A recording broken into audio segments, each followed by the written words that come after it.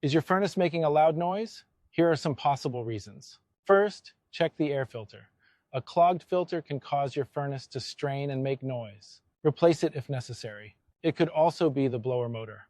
A loud banging or screeching sound may mean it's overworked or failing. Loose or worn out belts might cause squealing noises, and popping or banging sounds could be expanding or contracting ductwork. If your furnace is making any of these noises, it's best to get it checked out.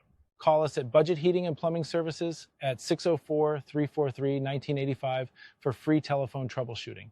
Like and follow for more home tips.